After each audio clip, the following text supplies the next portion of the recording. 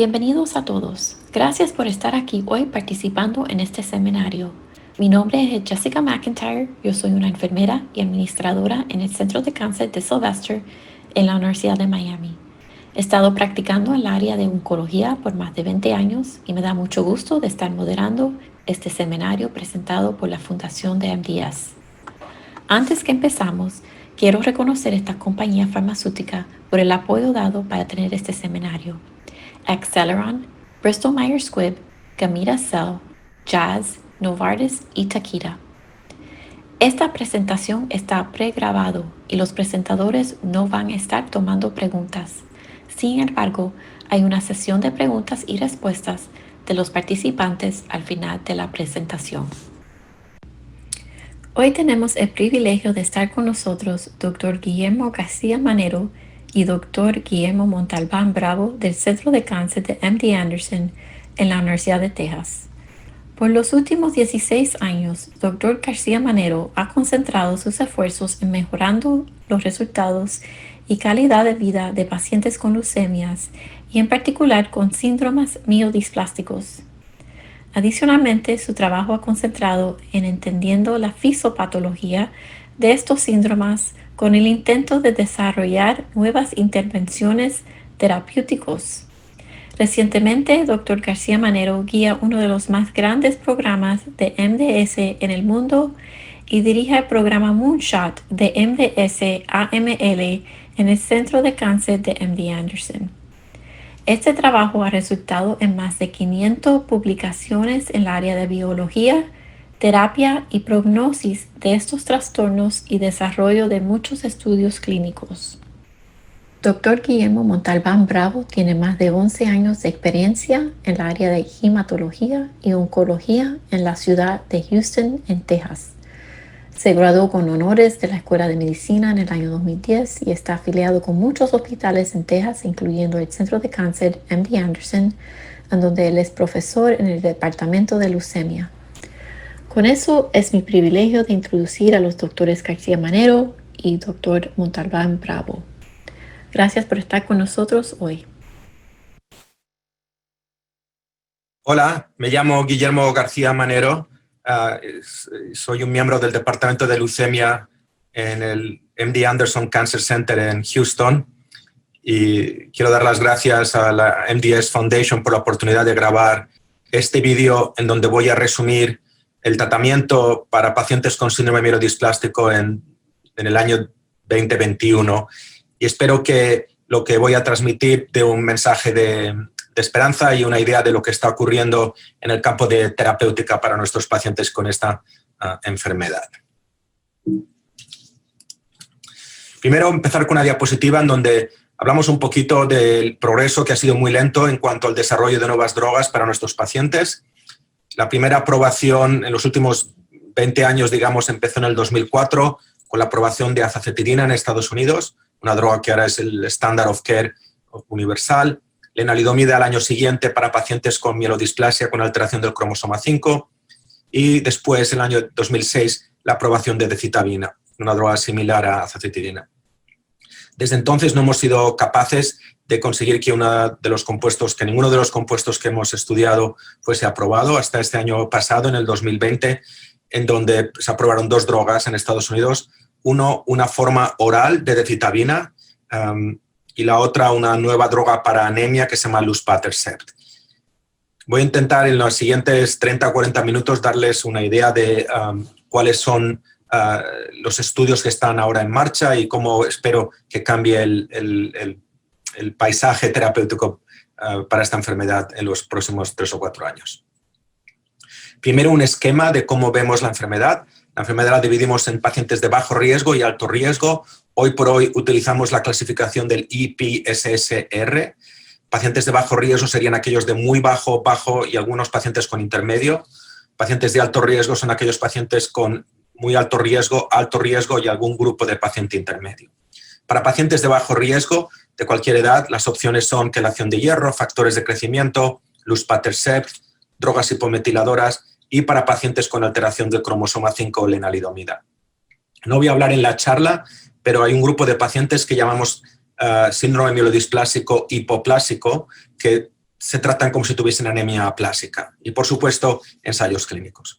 Para pacientes de alto riesgo, la edad es importante y aquí la pregunta es si damos quimioterapia como leucemia mieloide aguda o más un tratamiento como azacitidina, decitabina. Y la otra pregunta es cuál es el papel del trasplante de médula ósea. La otra cosa importante es que dividimos a los pacientes en pacientes que no han recibido tratamiento, tanto de bajo riesgo como de alto riesgo, y aquellos pacientes que llamamos que tienen fallo a droga hipometiladora, tanto de alto riesgo como de bajo riesgo. Hoy no voy a hablar de este grupo inicial de pacientes con esta enfermedad relativamente nueva que llamamos CHIP, CCUS. Quizás esto podría ser parte de otro seminario. Entonces vamos a empezar con los datos nuevos. La primera presentación que me gustaría hablar es muy rápidamente el estudio Telesto. Esto fue un estudio de quelación de hierro para pacientes con mielodisplasia. Fue publicado el año pasado en una de las revistas más importantes en medicina, que se llama los Annals of Internal Medicine. Y en este estudio randomizamos pacientes con enfermedad de bajo riesgo entre quelación de hierro y no quelación de hierro. Y lo que vimos es que la quelación de hierro parecía que mejoraba el pronóstico de pacientes que tenían anemia, que tenían carga transfusional, o sea, que necesitaban transfusiones de células rojas con una ferritina por encima de 1000. La verdad es que el estudio al final no tenía suficiente poder estadístico para darnos una respuesta fija en cuanto a cuál es el papel de quelación, cuál es realmente el efecto en la supervivencia, qué grupo de pacientes se beneficia o no de ese tipo de tratamiento. Pero en líneas generales vemos que la quelación es algo probablemente importante en nuestros pacientes. El otro estudio muy importante que fue presentado en los últimos 2 años es el estudio Medalist, que fue el estudio que dio lugar a la aprobación de luspatercept en pacientes con un tipo de mielodisplasia específica que se llama anemia refractaria con sideroblastos en anillo. Este es un estudio internacional que fue presentado en ASH, el Meeting Americano Internacional, y publicado en el New England Journal of Medicine, donde estudiamos el efecto de esta medicina que se llama luspatercept en mielodisplasia. ¿Qué es luspatercept? Es una medicina muy innovativa, es un tipo de agente biológico que llamamos un anticuerpo monoclonal que bloquea un pathway en mielodisplasia que se llama TGF-beta, que es importante para el desarrollo de células rojas en pacientes con mielodisplasia y posiblemente en otras enfermedades. El estudio es para pacientes con este tipo específico de mielodisplasia que ya habían recibido una droga estimulante eritroidea o un ESA, drogas como eritropoetina, etc. O sea que es segunda línea para pacientes que tenían anemia y que necesitaban transfusiones. Los pacientes eran randomizados entre luspatercept contra placebo y lo que vimos es que el endpoint, que era estar libre de transfusión por más de 8 semanas, se conseguía de manera muy significativa en luspatercept comparado con placebo. De hecho, cerca del 38% de los pacientes conseguían esta independencia de transfusión por lo menos 2 meses en contra del placebo. Y estos datos dieron lugar a la aprobación de este compuesto en Estados Unidos el año pasado.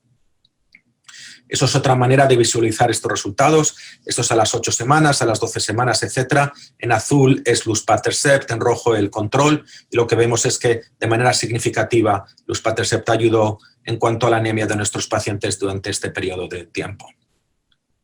Esta es otra manera de visualizar y esta es la duración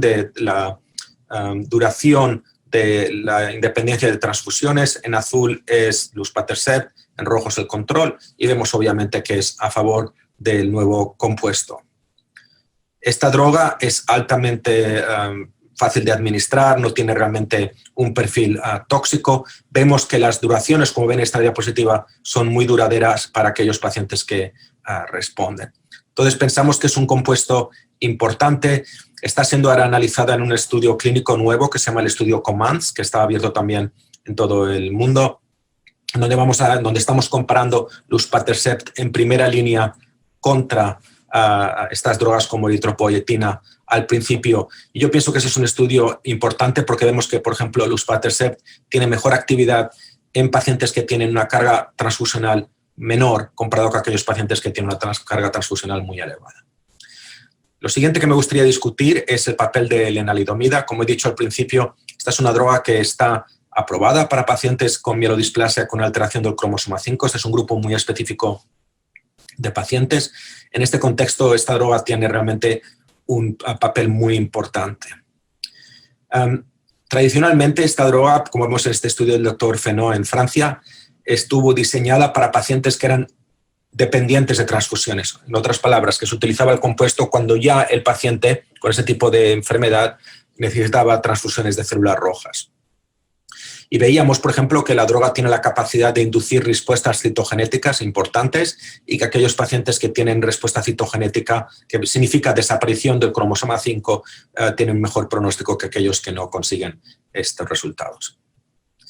Sin embargo, nunca habíamos dado este compuesto en pacientes que eran independientes de transfusión. En otras palabras, pacientes que tenían un diagnóstico de mielodisplasia con alteración del cromosoma 5, pero que todavía no necesitan transfusión. Esto fue estudiado por el Grupo Español de Mielodisplasia, dirigido por la doctora Díez Campelo, en un análisis que fue presentado en el Meeting americano este diciembre pasado, de un estudio muy interesante que se llama el estudio Sintra-REP, que voy a resumir ahora. Entonces, este es un estudio en donde pacientes que eran independientes de transfusiones eran randomizados a lenalidomida, dosis bajas, 5 miligramos, contra placebo. Y la pregunta aquí era, ¿cuál era el efecto en mantener el periodo libre de transfusión?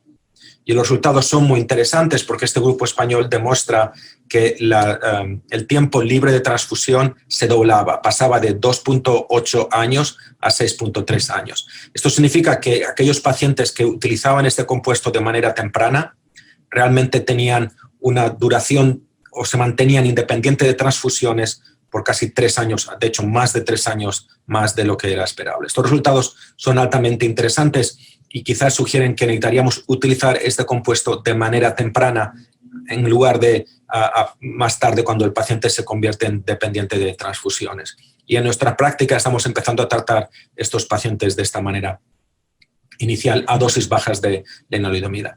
Esto es mirando la respuesta eritroidea y muy importante vemos, por supuesto, que la respuesta citogenética, que como he dicho antes es como el biomarcador de mejor pronóstico, era obviamente mucho más alto en aquellos pacientes que iniciaban lenalidomida de manera temprana. En cuanto a la supervivencia, el estudio no tiene un seguimiento suficiente para saber si estos pacientes viven más o menos, pero no vimos mortalidad, no vimos transformación a leucemia mieloide aguda. Yo pienso que con el tiempo, eventualmente, estos estudios madurarán para dar un beneficio también en cuanto a supervivencia con lenalidomida. También es importante pensar que investigadores están ya pensando en cuáles serían drogas de tercera línea para pacientes con anemia y mielodisplasia. Un ejemplo es este compuesto nuevo que se llama imetelstat, que presentó el doctor Platzbecker en Alemania para pacientes con enfermedad de bajo riesgo con anemia. Y los resultados son muy interesantes. Esto es un estudio que se llama eMERGE, un estudio de subanálisis de un grupo pequeño de este estudio, pero los datos de este análisis demuestran una respuesta de cerca del 40% en cuanto a independencia de transfusiones para nuestros pacientes. O sea, datos altamente importantes para pacientes que ya habían recaído después de varias drogas para anemia en pacientes de bajo riesgo. Y vemos que la duración de estas transfusiones es bastante duradera, con un 30% de los pacientes, como ven en la diapositiva, independientes de transfusión al año. Entonces, esta droga todavía no está aprobada, las dos anteriores sí, luspatercept y lenalidomida, obviamente, ya están aprobadas. Esta todavía no está, pero es una cosa que está siendo evaluada y que eventualmente podría ser una nueva medicina para nuestros pacientes. Siguiente, me gustaría hablar de las drogas hipometiladoras para pacientes de bajo riesgo y mielodisplasia. Todo empieza hace más de 10 años con este estudio del Dr. Lyons en San Antonio, aquí en Texas, donde estudiaba diferentes dosis de azacitidina en pacientes con mielodisplasia, sobre todo en pacientes de bajo riesgo. Y lo que el Dr. Lyons vio es que utilizando dosis bajas de azacitidina veíamos mejor respuesta y menos toxicidad, sobre todo en este grupo de pacientes donde citopenia y bajo riesgo era lo más importante. Entonces, nosotros seguimos esto con un compuesto oral de azacitidina. Obviamente, para aquellos pacientes que están escuchando esta charla, llevamos tiempo y lo vamos a discutir más tarde en el desarrollo de estos compuestos orales.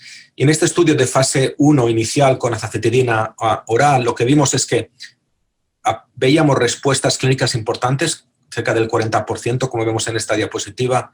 Pero lo que era muy interesante, esta es una diapositiva un poco compleja de explicar, pero era que los niveles en sangre o el perfil farmacokinético de este compuesto era muy bajo, mucho más bajo de lo que veíamos con el control, que era con el azacitidina tradicional, subcutáneo o intravenoso. Entonces yo pensé que quizás basado en estos datos podríamos pensar en dosis bajas de estas drogas hipometiladoras para pacientes de bajo riesgo.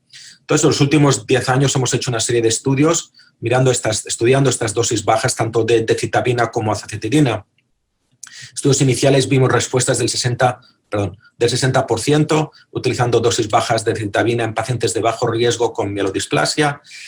Más tarde hicimos un estudio comparando dosis bajas de azacitidina con dosis bajas de decitabina, que fue publicado en Blood también hace 3 o 4 años, y vimos respuestas de cerca del 30-40% completas, o sea, respuestas muy importantes.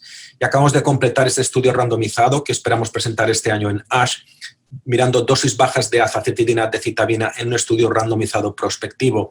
Esto va a ser muy importante porque si los resultados son positivos, quizás va a dar más peso al uso de estas drogas hipometiladoras para pacientes de bajo riesgo.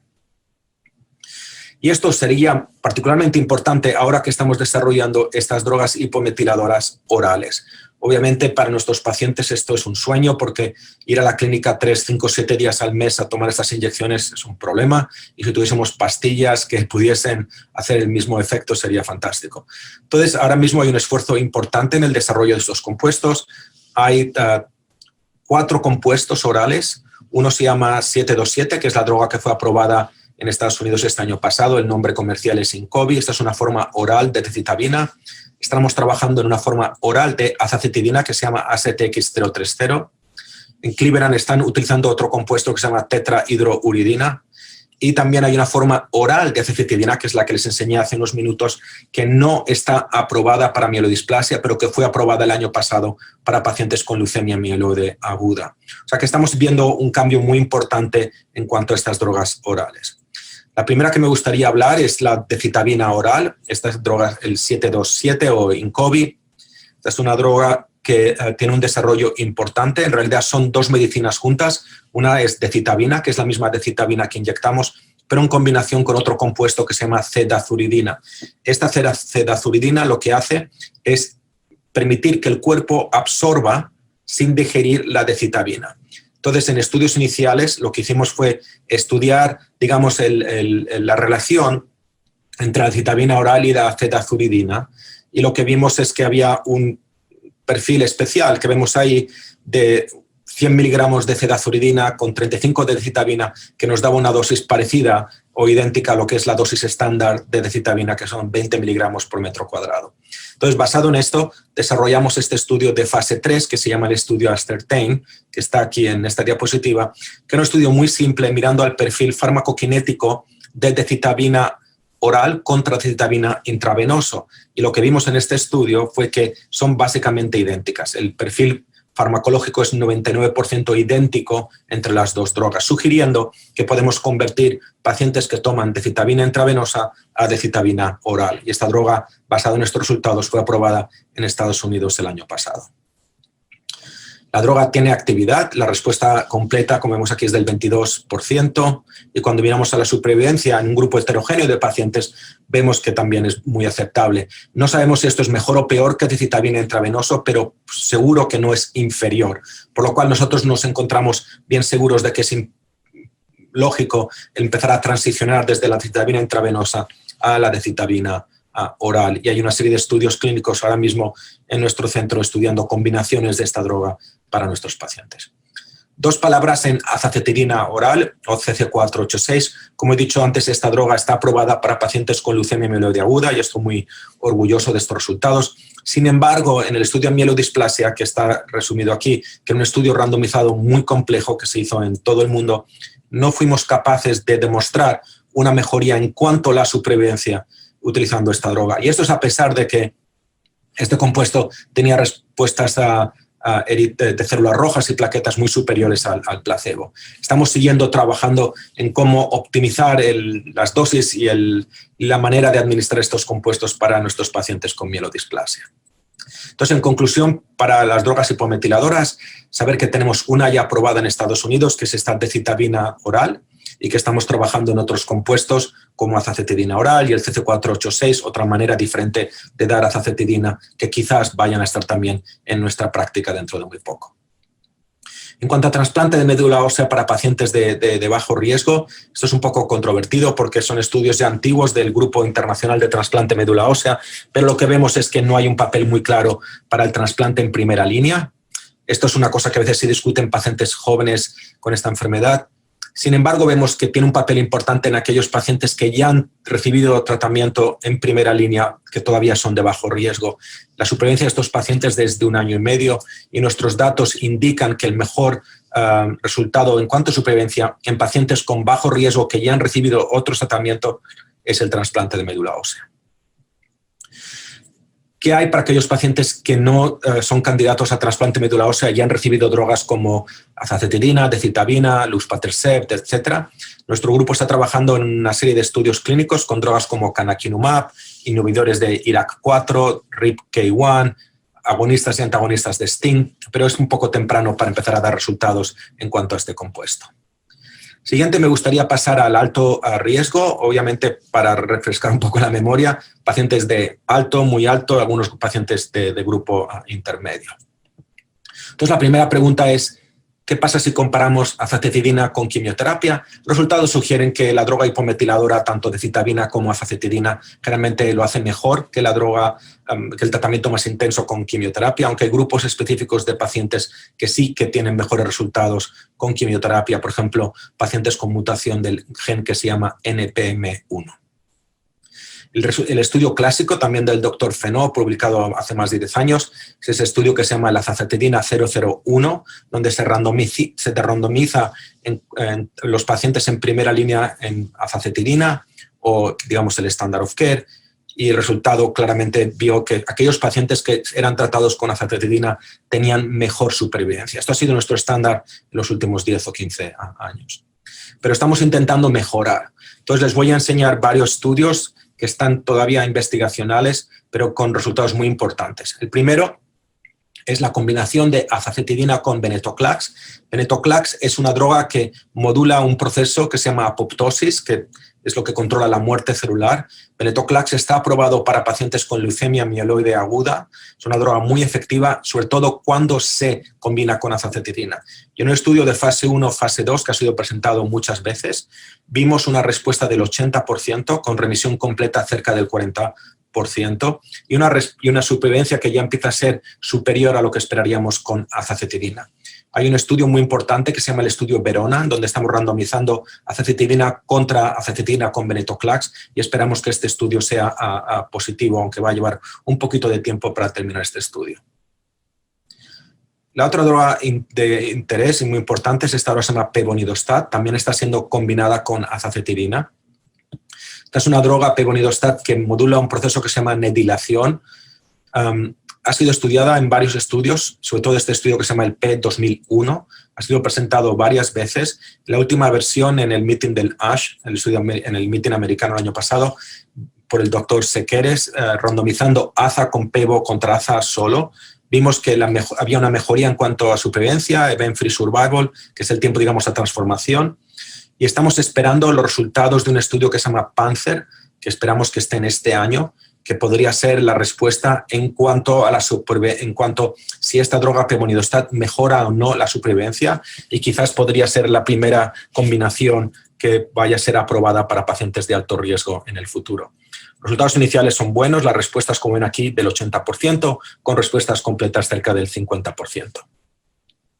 La tercera combinación de interés es una combinación muy innovativa que utiliza un tipo nuevo de inmunoterapia marcando o atacando algo que se llama CD47.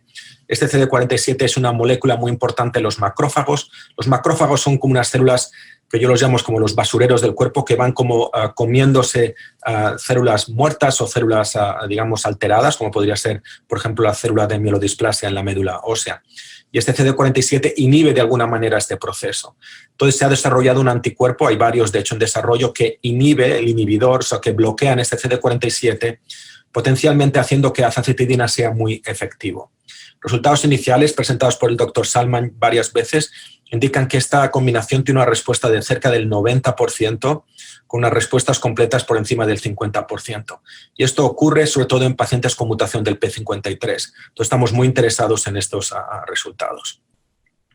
Voy a hablar muy brevemente de otro tipo de inmunoterapia, que es utilizando otro tipo de anticuerpo. Este no ataca al macrófago, ataca las células T, que es el tipo de inmunoterapia más comúnmente utilizada. La droga en particular se llama sabatolimab o MBG453.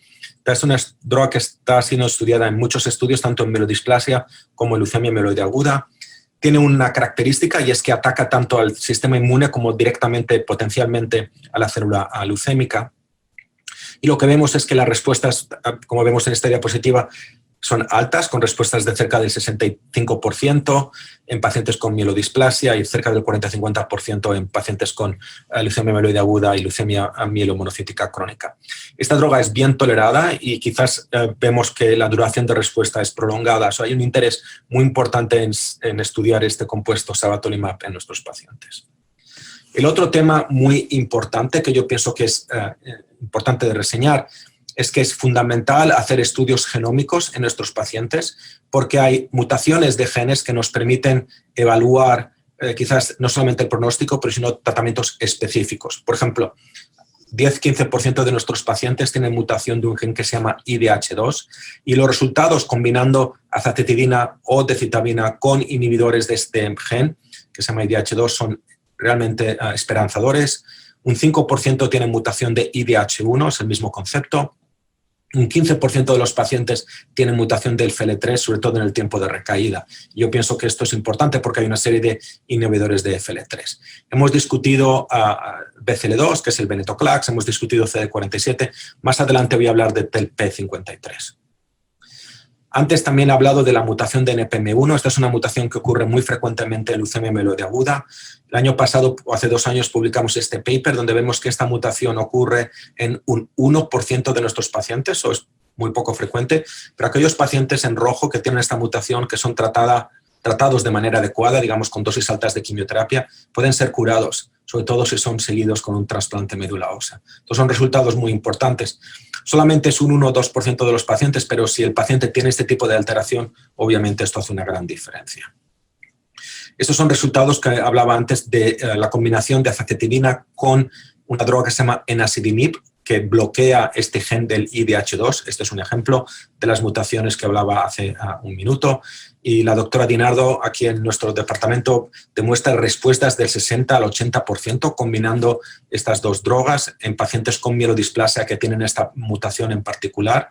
Y estamos viendo resultados muy esperanzadores en cuanto a la supervivencia de estos pacientes, sobre todo en segunda línea. Eso es algo de tener en cuenta.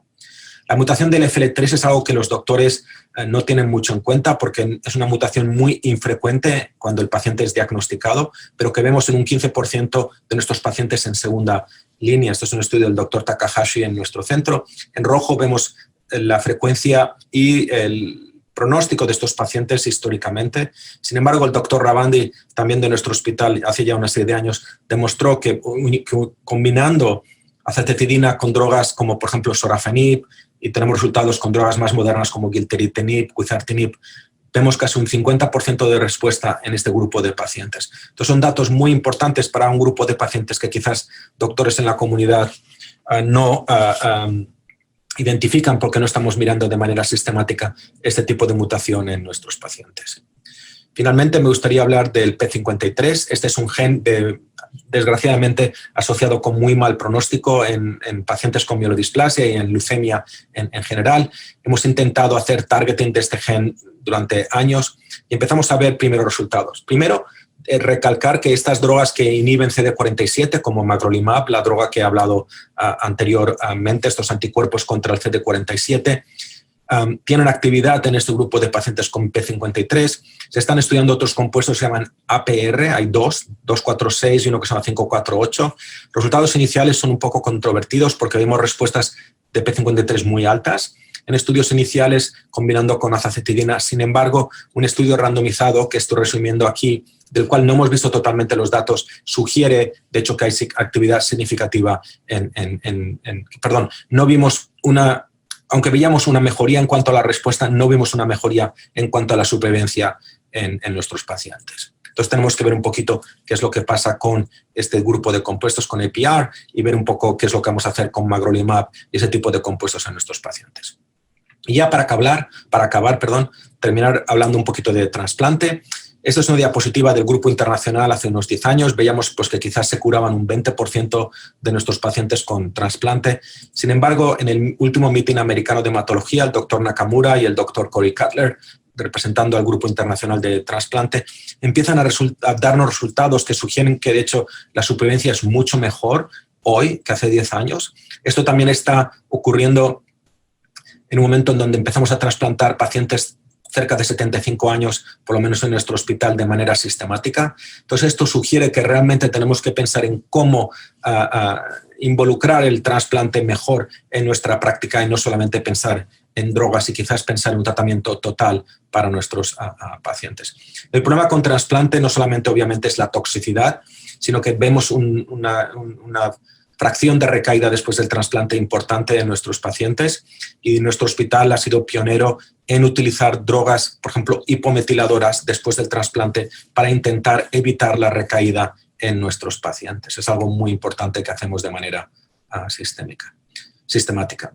Y ya terminar a hablar un poco de fallo hipometilador de alto riesgo. Esto es un problema porque realmente hoy por hoy no tenemos grandes expectativas o ideas. Utilizamos un compuesto que se llama Rigosertib, que no nos ha dado buenos resultados en primera línea, que demuestra que la supervivencia de estos pacientes desafortunadamente es de 4 a 6 meses y por tanto tenemos una gran necesidad de ensayos clínicos para este grupo de pacientes. Y ya para terminar, darles un poco la idea de cómo tratamos a nuestros pacientes en nuestro hospital. Esto es un poco el algoritmo. Obviamente todos los pacientes necesitan un análisis de médula ósea. Para aquellos pacientes que tienen un diagnóstico de síndrome mielodisplástico, es muy importante hacer un perfil genómico. Estos son genes que hemos hablado anteriormente durante la charla que nos permiten pensar en el pronóstico y quizás en diferentes maneras de tratar al paciente con drogas diana en contra de estos genes. Para aquellos pacientes que no tienen mutaciones específicas, pensar en esos que son de bajo riesgo, alto riesgo y luego sobre todo pensar en cómo incorporar el trasplante de médula ósea para nuestros pacientes. Entonces, en conclusión, pienso que les he hablado de cosas interesantes como por ejemplo un nuevo papel para drogas hipometiladoras orales, el tratamiento temprano de mielodisplasia del 5Q con lenalidomida, pienso que son resultados muy interesantes. Resultados con luspatercept, una nueva droga aprobada para mielodisplasia de bajo riesgo y anemia, muy importante. Y luego pensar que tenemos múltiples doublets, como decimos en inglés, con pevonidostat, magrolimab, venetoclax, sabatolimab, a lo mejor APR, que yo pienso que alguno de estas doublets eventualmente va a ser aprobado y va a ser mejor que azacitidina como agente único en primera línea. Nos falta trabajar en pacientes tanto de bajo riesgo como de alto riesgo en fallo hipometilador y también nos falta incorporar un poco mejor el trasplante de médula ósea. Y con eso, pues, darle las gracias y darle las gracias a la MDS Foundation por esta gran oportunidad. Hola, buenas tardes a todos. Mi nombre es Guillermo Montalbán Bravo, soy médico del Departamento de Leucemia del Hospital MD Anderson de Texas y trabajo en la sección de síndromes mielodisplásicos. Mi objetivo hoy es hablar un poco de qué son los síndromes mielodisplásicos y darles un entendimiento general de qué es lo que alguien con un síndrome mielodisplásico debe saber sobre esta enfermedad cuando es diagnosticado. Las cosas de las que vamos a hablar un poco en este rato van a ser, primero, qué son los síndromes mielodisplásicos, hablaremos de cómo lo diagnosticamos, qué subtipos de esta enfermedad hay, hablaremos un poco del pronóstico de los síndromes mielodisplásicos y también de los tratamientos estándar de los síndromes mielodisplásicos. El doctor García Manero a continuación les hablará un poco de nuevos tratamientos que han emergido recientemente, pero este es un poco el esquema de lo que vamos a hablar hoy. Lo primero es entender qué son los síndromes mielodisplásicos y para esto es importante tener presente que lo que ocurre en los síndromes mielodisplásicos es que las células madre de la médula ósea, que es donde la sangre se produce, no funcionan con normalidad y por eso lo primero que encontramos en una persona con síndrome mielodisplásico es lo que llamamos citopenias, que básicamente implica que algunas de las células normales de la sangre, células rojas que transportan oxígeno, plaquetas que previenen el sangrado o células blancas que nos protegen de infección, están reducidas en número porque la médula ósea no las puede producir. Lo siguiente que caracteriza un síndrome mielodisplásico es que en ese proceso en el que las células de la médula ósea intentan producir células normales pero no pueden hacerlo, y ahora veremos un poco por qué, las células tienen una manera de visualizarse que son anormales, lo que llamamos displasia. Eso simplemente quiere decir que cuando miramos la médula ósea, la forma de las células es anormal, porque están intentando crecer pero no consiguen hacerlo con normalidad. Y lo siguiente que encontramos y que definen los síndromes mielodisplásicos es alteraciones en las células de la médula ósea, que son las que conducen a los síndromes mielodisplásicos, en los genes, en el ADN de las células madre. Ahora explicaré un poco esto. Y todo esto, los síndromes mielodisplásicos, que se caracterizan porque hay reducción en las cuentas normales, hay displasia y las células de la médula ósea tienen errores, que ahora explicaré, es lo que define un síndrome mielodisplásico. Y también hay riesgo de que estas enfermedades, algunos subtipos, como veremos luego, se puedan transformar a una forma más aguda de enfermedad que se llama la leucemia aguda.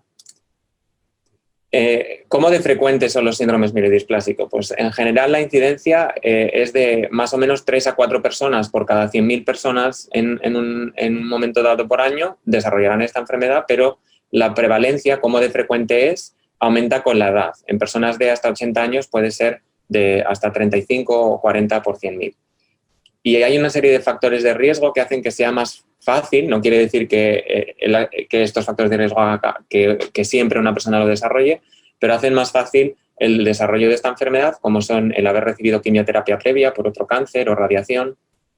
Algunas personas que han estado expuestas a benceno o algunas sustancias químicas también pueden predisponer.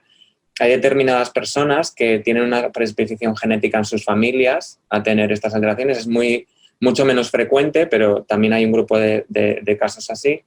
Y luego también la inflamación o el envejecimiento son cosas que favorecen los síndromes mielodisplásicos. De ahí que sea una enfermedad que afecta fundamentalmente a gente de edad más avanzada, por 60, 70 o a medida que nos hacemos más mayores, mayor riesgo de que esta enfermedad aparezca.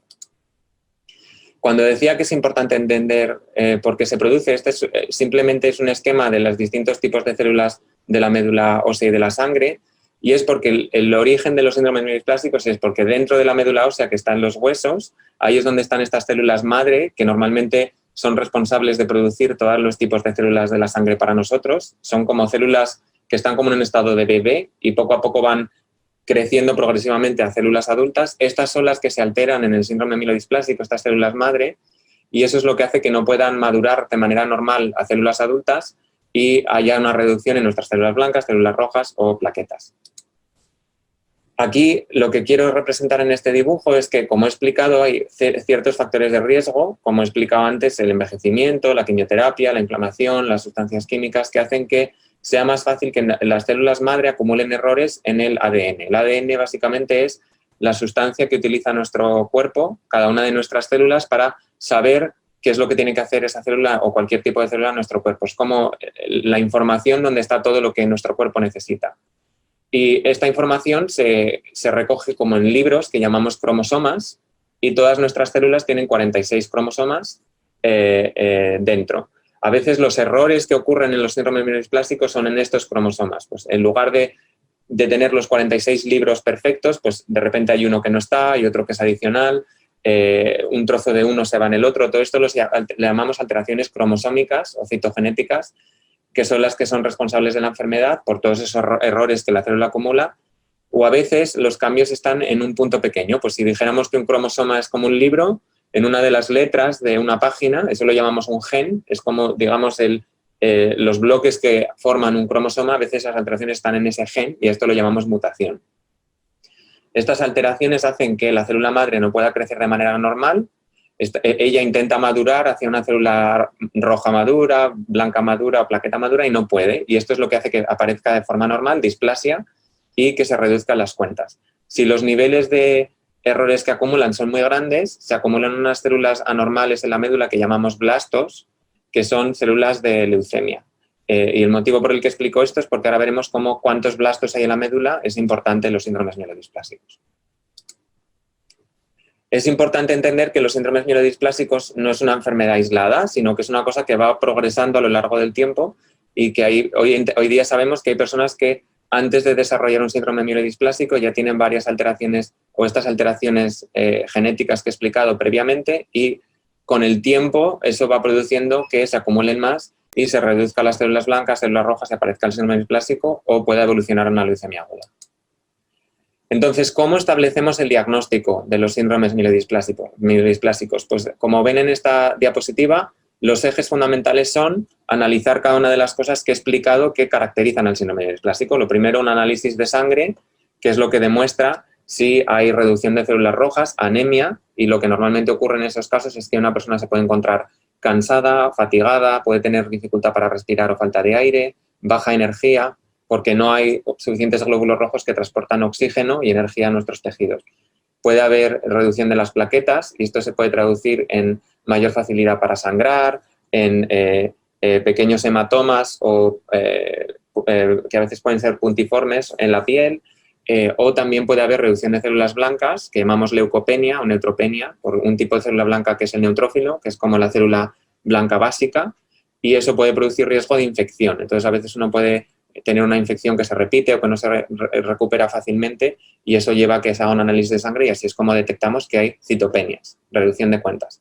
Cuando esto ocurre, tenemos que hacer una biopsia de médula ósea, porque como he explicado, el sitio donde se produce la sangre es la médula ósea, y donde todos esos errores vamos a poder encontrarlos mejor es en la médula ósea. Entonces, siempre que sospechemos que una persona pueda tener un síndrome mielodisplásico porque hay reducción de algunas de las cuentas que no creemos que pueda ser por falta de hierro o falta de vitaminas o otra cuestión, hacemos una biopsia de médula ósea, y en esa biopsia de médula ósea lo que vamos a hacer primero es que miramos al microscopio las células de la médula a ver cómo son. Esto lo llamamos morfología, para ver su forma, ver si son normales o no, qué proporción de cada una de ellas hay, si hay displasia, como he explicado, ¿no? Ahora explicaré un poquito más. Hacemos estudios genéticos de los cromosomas, que llamamos citogenética, y hoy en día ya cada vez más frecuentemente de esas alteraciones en las letras, como expliqué, las mutaciones que llamamos secuenciación. Entonces, la morfología, básicamente lo que hacemos es que cogemos la médula, y en los síndromes mielodisplásicos lo que ocurre frecuentemente es que como la médula está intentando desesperadamente producir células sanas, pero no puede, vemos normalmente que la médula está llena de muchísimas células. Esto lo llamamos hipercelularidad. Hay muchas células en la médula, entonces siempre evaluamos cuántas células hay, eso nos ayuda a confirmar que parece más un síndrome mielodisplásico, si hay displasia o no, que son estos cambios en cómo las células aparentan. Aquí pongo algunos, no porque lo tengan que saber, pero aquí hay algunas células que tienen una estructura anormal, eso se llama displasia. Y muy importante es mirar el porcentaje de esas células que expliqué que eran muy anormales, que se pueden acumular, que se llaman blastos. Lo normal es que cualquier persona tenga blastos, pero normalmente menos del 5% de todas las células que tenemos en nuestra médula, o sea, si contásemos 100, pues solo 5 o menos, son blastos. En los síndromes mielodisplásicos puede haber cualquier cosa entre un 0% o un 19%. Si hay más de un 5%, esto se llama que hay un exceso de blastos, y si hay más de un 20%, a esto lo llamamos leucemia aguda. Con lo cual, esto es lo que buscamos fundamentalmente al analizar la biopsia al microscopio. Los cambios que he explicado y algunas alteraciones concretas, como explicaré ahora. Otra técnica que quizá en algún momento puedan escuchar que se utiliza, pero no es estándar, es lo que llamamos citometría de flujo. Esto básicamente lo que implica es que con unas tinciones especiales, en una máquina especial, pintamos las células de la médula buscando las sustancias que tienen a su alrededor. Todas nuestras células tienen proteínas, tienen como, digamos, como si fueran marcas en su exterior, y qué tipo de marcas una célula tiene nos dice qué tipo de célula es. Entonces, la citometría a veces nos puede ayudar para el diagnóstico de los síndromes mielodisplásicos, pero no es requerida. Pero por si acá en algún momento escuchasen algo o vieran algún reporte de que han realizado citometría de flujo, es porque nos ayuda a saber qué células hay en la médula, si son normales o no, y es útil en el diagnóstico y el seguimiento para ver cuántos blastos hay. Pero lo más importante, aparte de la morfología, es las alteraciones genéticas, bien en los cromosomas, como he explicado, o en la secuenciación. En los cromosomas es importante, simplemente tienen que saber que hay muchas distintas alteraciones que podemos observar, porque como les dije, tenemos 46 cromosomas, la mitad vienen de nuestra madre y la mitad de nuestro padre. Hay 22 tipos de cromosomas diferentes, pero tenemos 2 copias de cada uno. Entonces, las alteraciones pueden ser en cualquiera de estos cromosomas. Dependiendo de qué alteración haya en qué cromosoma, esto sabemos que se asocia a qué tipo de comportamiento la enfermedad va a tener, lo que llamamos riesgo. Y explicaré un poco más de esto después. Pudiendo haber situaciones de alteraciones que sabemos que en general eso implica que el riesgo de la enfermedad es bajo, o sea, es un síndrome mielodisplásico que lo normal es que permanezca igual, o algunas en las que sabemos que el riesgo de que la enfermedad pueda evolucionar a una leucemia es mucho más alto. Esto es lo que llamamos riesgo de que la enfermedad evolucione o de que la enfermedad pueda afectar al pronóstico. Y también podemos ver alteraciones en los genes, y esto lo hacemos con secuenciación. También es importante que tengan presente que cada vez esto se utiliza más y que del mismo modo hay algunas de estas mutaciones, por ejemplo esta que se llama SF3B1, que se asocia a que la enfermedad tenga muy buen pronóstico, sea una enfermedad muy leve en la que generalmente lo único que vemos es anemia, o otras en las que sabemos que el riesgo de que la enfermedad evolucione o se comporte de manera más agresiva es mayor, como por ejemplo P53. Con lo cual esto es importante porque a veces también nos pueden ayudar a seleccionar incluso para algunos tratamientos, fundamentalmente en ensayo clínico. Pues bien, sabiendo esto, ¿cómo clasificamos los distintos subtipos de síndrome mielodisplásico? Hay dos maneras en las que lo podemos clasificar. Una es por cómo vemos la médula y otra es por el riesgo, que el riesgo lo voy a explicar un poco después. Por cómo vemos la médula, fundamentalmente en función de cuánta displasia vemos, si afecta solo a las células rojas o a las células rojas y a las plaquetas, de cuántas reducción de cuentas tengamos, solo anemia o reducción de plaquetas, y luego de cuántos blastos o algunas alteraciones en los cromosomas concretos hay distintos tipos de síndrome mielodisplásico. Si hay más de un 5% de blastos, por eso expliqué que los blastos es importante, esto lo llamamos síndrome mielodisplásico con exceso de blastos, porque sabemos que esa enfermedad en general más probable que no va a ser de alto riesgo. Si no, pues como pueden ver aquí, hay distintos tipos. Es importante remarcar dos, uno que se llama los síndromes mielodisplásicos con sideroblastos en anillo. Este simplemente es un tipo de síndrome mielodisplásico en el que las células rojas en la médula tienen una forma muy específica en la que las vemos, que llamamos sideroblasto, y suelen ser este subgrupo que tiene esta alteración que les explicaba, que es la mutación en SF3B1, y es importante saberlo porque en general hay tratamientos más específicos para este tipo de síndrome mielodisplásico y además sabemos que en general el síndrome mielodisplásico con sideroblastos en anillo, como les explicaba, suele ser una situación en la que hay anemia y el tratamiento y el curso de la enfermedad es mucho más leve. Y hay un tipo específico, perdón, vuelvo atrás, que es el síndrome mielodisplásico con una alteración en el cromosoma que llamamos 5, que también es un subtipo específico con un tratamiento concreto. Así que en general, que sepan, síndrome mielodisplásico con sideroblasto en anillo es importante por un tratamiento concreto y porque en general se comporta muy bien, con alteración del cromosoma 5 porque como veremos luego hay un tratamiento concreto y luego exceso de blastos porque en general el riesgo de la enfermedad es más alto. ¿Cómo determinamos el riesgo de la enfermedad? Pues para esto, en los síndromes mielodisplásicos, aunque son alteraciones de la médula, no es como otro tipo de alteraciones o tumores, por ejemplo, en un órgano en el que hay estadios. En el síndrome mielodisplásico no hay estadios.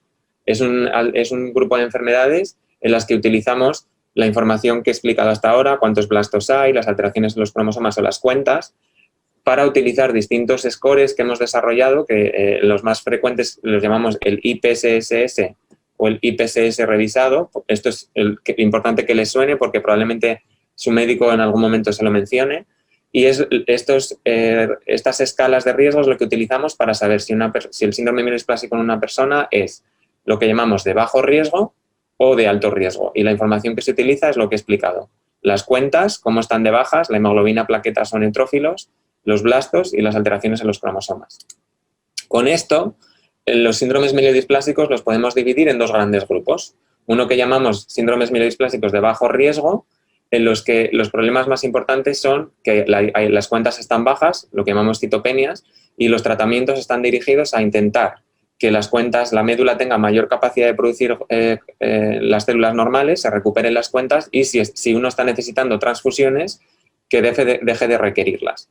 Y para esto los tratamientos que utilizamos, ahora veremos un poco más en detenimiento, pueden ser factores de crecimiento que intentan estimular a nuestra médula a producir glóbulos rojos o tratamientos como distinta quimioterapia a dosis bajas que llamamos hipometilantes o tratamientos específicos, por ejemplo la lenalidomida para el cromosoma 5.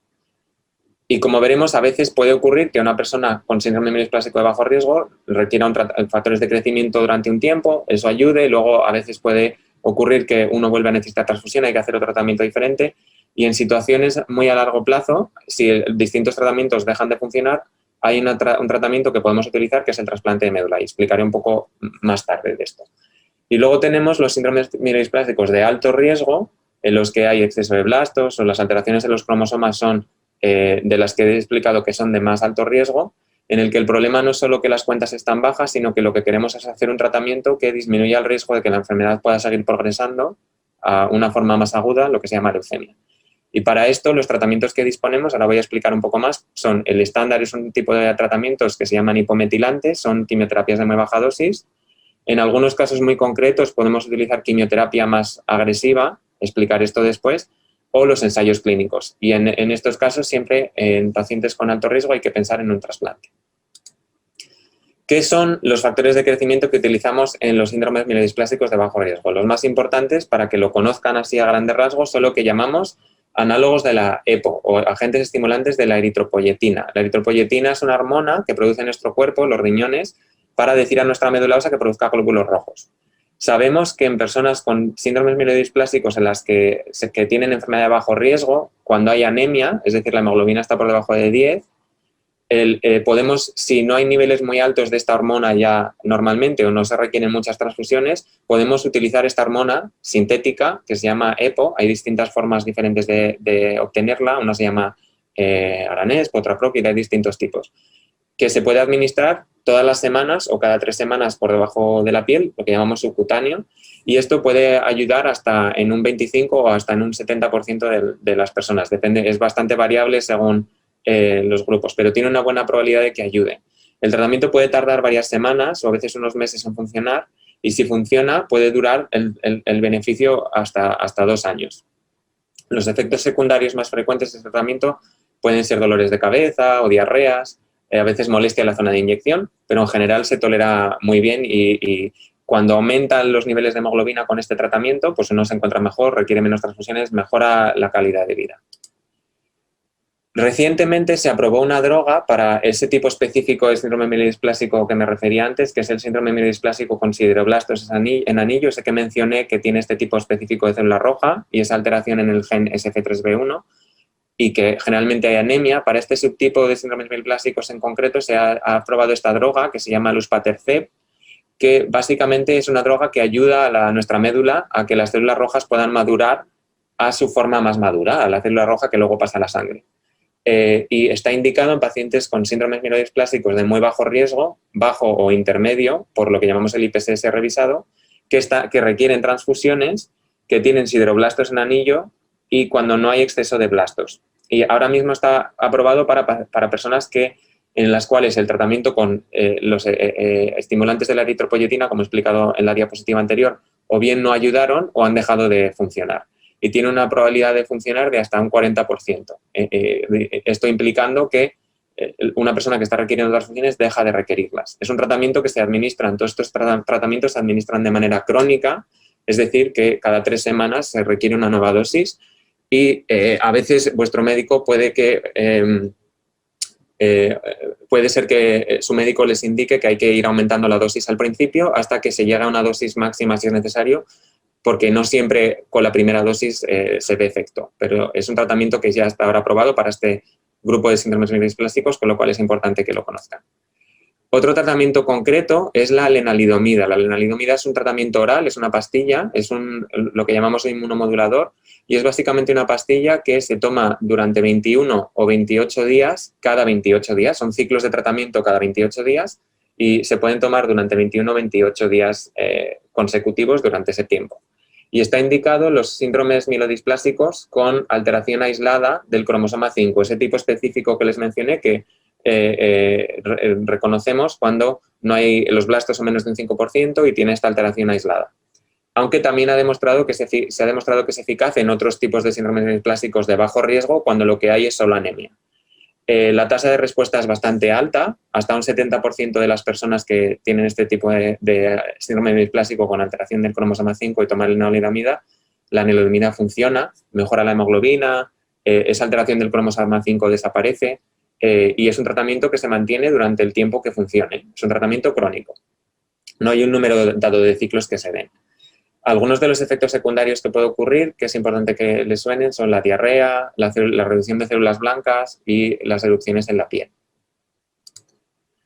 Otro tratamiento que es menos habitual, pero lo menciono por si acaso en algún momento alguno de sus médicos lo mencionaran o si alguno de ustedes busca en internet, es el tratamiento que llamamos inmunosupresor. Básicamente estos son tratamientos que lo que hacen es que suprimen su sistema inmune, parte de su sistema inmune, en situaciones en las que pensemos que el sistema inmune pueda estar atacando a sus células madre de la médula y contribuyendo al síndrome mielodisplásico. Esto es lo que llamamos los síndromes mielodisplásicos hipoplásicos. Al principio les mencioné que normalmente en los síndromes mielodisplásicos la médula está llena de muchas células, porque la médula está intentando producir células.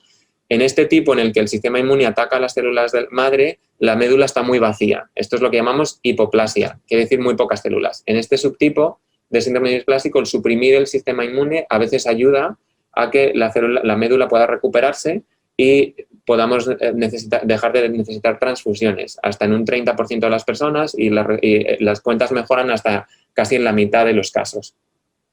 Y es particularmente eficaz, como acabo de decir, en los mielodisplásicos hipoplásicos, sobre todo se ha visto en gente de edad más joven que no ha requerido muchas transfusiones y con algunas alteraciones, con unas características de su sistema inmune concretas que no voy a mencionar. Pero esto es para que les suene que drogas como los corticoides o la ciclosporina o el ATG, que es un anticuerpo, estos son drogas que se pueden utilizar en algunos casos con buen resultado. Y quizá lo más importante en los síndromes mielodisplásicos es que conozcan que el tratamiento estándar en los síndromes mielodisplásicos de alto riesgo y que también se puede utilizar en síndromes mielodisplásicos de bajo riesgo o bien cuando los factores de crecimiento no han funcionado o en algunos subgrupos concretos son los hipometilantes, de los cuales hoy en día tenemos dos aprobados, que son la azacitidina y la decitabina. Estos son dosis bajas de quimioterapia, es una quimioterapia, pero se utiliza dosis muy bajitas y se administra cada 4 semanas. El tratamiento funciona de manera paulatina, no en todos los casos, con un ciclo de tratamiento que, como he dicho, se administra cada 4 semanas y se puede dar el tratamiento puede ser entre 3 y 5 días o hasta 7, depende de alguno de ellos, entre 3, 5 o 7 días consecutivos cada 4 semanas. A veces hay que hacer eso 4 a 6 veces, 4 a 6 ciclos de esas 4 semanas para ver el efecto. Es un tratamiento que no siempre el efecto se ve inmediatamente. Es un tratamiento que se da de manera ambulatoria y la azacitidina se puede dar intravenosa por la vena o debajo de la piel con una inyección y la decitabina se puede dar intravenosa o también hay una formulación que se ha aprobado recientemente por la FDA por boca, en pastilla. Es un tratamiento que, como los previos es crónico, quiere decir esto que estos tratamientos, cuando empezamos el tratamiento, se mantiene el tratamiento mientras consideremos que el tratamiento está ayudando. O salvo que lo utilicemos previamente a que una persona pueda ir a un trasplante de médula, como voy a explicar antes. Pero en el supuesto de que una persona no fuera a hacerse un trasplante de médula, este tratamiento, una vez se inicia, se mantiene mientras funcione. No hay un número máximo de ciclos que se den. Algunos de los efectos secundarios más frecuentes pueden ser náusea, sobre todo con la azacitidina, y normalmente se dan medicación para prevenir la náusea. Estreñimiento es bastante común, pero se puede manejar bien con medicación. Y lo más importante en general es la bajada de las cuentas. Estas son drogas que, aunque son dosis bajitas de quimioterapia, como veremos ahora, pueden bajar las cuentas. Y ahora les voy a explicar un poco cómo ocurre esto. Y también pueden mejorar y son drogas que sabemos que mejoran la supervivencia, disminuyen el riesgo de que la enfermedad progrese a leucemia y al mejorar las cuentas mejoran la calidad de vida. Aquí lo que pueden ver es que este es un gráfico en el que intento explicar, si ven donde pone normal counts, eso sería las cuentas normales, las líneas con raya interrumpida, eso es donde las cuentas deberían estar, pero muchas veces en el síndrome mielodisplásico las cuentas están aquí abajito, aquí bajas. Entonces, lo que ocurre es que cuando empezamos y a veces los blastos pudieran estar aumentados antes del tratamiento, digamos un 12%, esto es un ejemplo. Lo que ocurre es que damos el tratamiento con azacitidina, por ejemplo, 7 días seguidos, y después del día 7 el tratamiento para, pero el primer ciclo, como he explicado, son 28 días, como pueden ver aquí.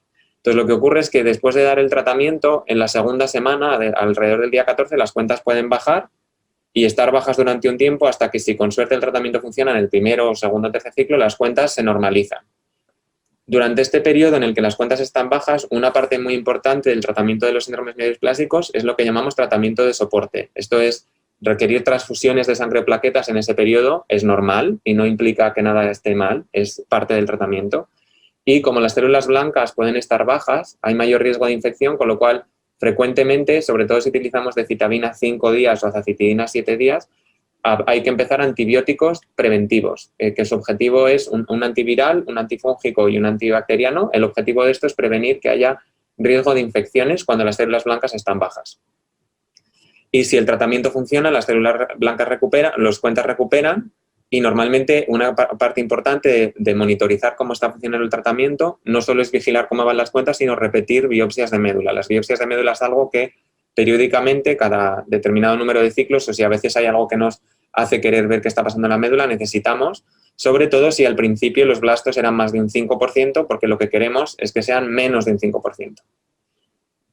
Esto es más o menos cómo funciona el tratamiento. Una vez se recuperan las cuentas, si todo está bien, segundo ciclo de tratamiento y vuelta a empezar sucesivamente ciclo tras ciclo. A veces el periodo de 4 semanas hay que alargarlo, porque si las cuentas no se han recuperado lo suficiente, a veces hay que dejar que la médula se recupere un poquito más antes de dar el siguiente ciclo. Y por último, el último tratamiento que quiero que conozcan es que es poco habitual, pero a veces podrían oírlo, es la quimioterapia intensiva, que es como la quimioterapia que se utiliza en leucemia aguda. Esto a veces se puede utilizar en situaciones en las que uno tenga un síndrome mielodisplásico de alto riesgo, con los blastos aumentados en médula por encima de un 10%, en una persona que es joven generalmente decimos menos de 60 años, no quiere decir eso que cuando uno es más de 60 no sea joven, pero sin riesgos ni complicaciones médicas serias, y generalmente cuando se va a ir a un trasplante. En general, esta es una situación en la que a veces se puede plantear, pero no siempre, porque el riesgo de complicación con este tratamiento puede ser mayor que con hipometilantes, porque el tratamiento es más intensivo, pero puede ser muy eficaz en esta situación. Y por último, el tratamiento que es en realidad el único tratamiento potencialmente curativo para los síndromes mielodisplásicos es lo que llamamos el trasplante de médula. El trasplante de médula, básicamente, como voy a explicar ahora en la diapositiva siguiente, implica que lo que hacemos es que damos primero un tratamiento de quimioterapia que vacía nuestra médula ósea, y luego cogemos las células madre de la médula de otra persona que llamamos un donante, y este donante, como pueden ver ahí, los tipos de donante puede ser emparentado, es decir, nuestro hermano o hermana, puede ser no emparentado, un donante altruista, haploidéntico, también nuestros padres o hermanos, o un cordón umbilical. Y lo que ocurre es que damos esas células madre, las infundimos como una transfusión a través de una vía, y esas células van a la médula ósea y empiezan a producir una médula nueva por nosotros. Y ahora os voy a explicar un poco el por qué es esto. Y esa quimioterapia que damos antes la llamamos condicionamiento. Este es cuándo está indicado. En general, el trasplante alogénico lo hacemos en personas con síndromes mielodisplásicos de alto riesgo, en las que pensemos que el tratamiento no es demasiado intensivo, porque es un tratamiento que tiene más potencial complicación. Por eso, en general, la edad es importante, el que no haya problemas médicos serios. Estos son tipos como enfermedades serias como problemas de corazón, de pulmón. Todo este tipo de cuestiones se toman en consideración a la hora de determinar si el trasplante es una buena idea o no. Y luego también es importante tener presente la respuesta al tratamiento antes de hacer el trasplante y sobre todo el tiempo en el que se hace el trasplante. Y en síndrome mielodisplásico de bajo riesgo, como les explicaba, si una persona ha recibido muchos tratamientos y la enfermedad sigue ahí es cuando evaluamos el hacer el trasplante, pero no de entrada, porque el riesgo del trasplante es mayor que el de la enfermedad. Aquí es donde, para que entiendan un poco cómo es el proceso del trasplante, previamente al trasplante damos un tratamiento. Esto sería un ejemplo en una persona pues previamente hemos dado hipometilantes, y después lo que ocurre es que damos el condicionamiento, que es esa quimioterapia que tiene como objetivo vaciar la médula ósea propia. Entonces, nuestra médula ósea que tiene el síndrome mielodisplásico se queda vacía, por así decirlo, con esta quimioterapia, y después del donante, que puede ser nuestro hermano o un donante no emparentado, se recogen las células madre, generalmente porque lo que hacemos es que estimulamos a su médula para que salgan a la sangre y las recogemos en una máquina, que es como una máquina de diálisis, por así decirlo, y luego se preparan y se transfunden, se infunden estas células al paciente. Y pasado un tiempo, esas células injertan, empiezan a crecer en nuestra médula después de 2 o 3 semanas y empiezan a producir células por nosotros. Y luego con esto empieza la fase post-trasplante. Lo que ocurre es que el motivo por el que hacemos el trasplante no solo porque queramos vaciar la médula, sino porque aparte esas células, ese sistema inmune que surge del donante puede reconocer cualquier célula del síndrome mielodisplásico que quede y atacarla. Tiene un efecto inmune, es como una inmunoterapia. Eso es parte del por qué utilizamos el trasplante. Pero la parte negativa de eso es que como las células del donante reconocen nuestro cuerpo como el de otra persona, pueden atacar a nuestro cuerpo. Eso es lo que se llama enfermedad de injerto contra huésped, que es parte de lo que habrá que vigilar después del trasplante con tratamiento que suprime el sistema inmune durante los meses posteriores al trasplante. Pero más o menos esto es la idea de cómo funciona el trasplante, que como he dicho es el único potencial tratamiento curativo. Y con esto quiero terminar esta parte de la charla. Ahora el doctor García Manero les explicará un poquito más acerca de nuevos tratamientos y luego tendremos un turno de preguntas. Muchas gracias. Gracias, doctor Montalbán Bravo, por esa charla. Ahora vamos a entrar en la sesión de preguntas y respuestas. Tenemos una pregunta ya en el botón de preguntas y respuestas. Todavía pueden escribir sus preguntas ahí entre el tiempo que estamos respondiendo a esta pregunta. Esta pregunta viene de Jenny Cabrera de Uruguay. Me gustaría saber si existe algún análisis que ayuda a una detección temprana. Hola, buenas tardes a todos. Primero decir hola a todos los que están atendiendo al seminario. Pues respondiendo a la pregunta, efectivamente, Jenny, sí, es una buena pregunta. Sí que hay maneras que podemos intentar evaluar con tiempo si pudiera existir síndrome mielodisplásico y en general, en la mayoría de casos, lo que implica hoy en día es un hemograma.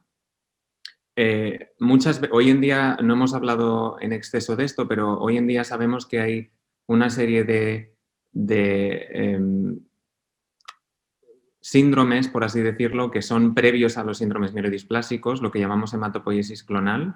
Esto básicamente lo que significa es que parte de las células madre de la médula ya tienen alguna de esas alteraciones, pero no son anormales. Entonces, a veces podemos detectar esto tempranamente, pero en general lo que hacemos es con hemograma. En muchos casos, muchas personas van a hacer un hemograma por cualquier otra razón y ahí es cuando se encuentra que hay un poco de anemia o un poco de reducción de las plaquetas o células blancas y eso es lo que lleva al diagnóstico.